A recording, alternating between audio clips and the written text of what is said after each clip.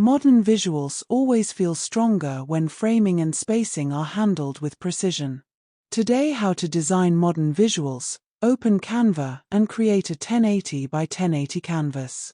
Insert a main rectangular frame slightly off-center and place your image inside, adjusting it carefully. Add a second smaller frame on the opposite side for balance. Select the background and apply a soft gradient or neutral tone. Duplicate the main frame and place it behind with reduced opacity to create a subtle layered effect. Add thin line elements or shapes with low opacity to enhance depth. Use position tools to align everything while maintaining slight offsets for style. Add minimal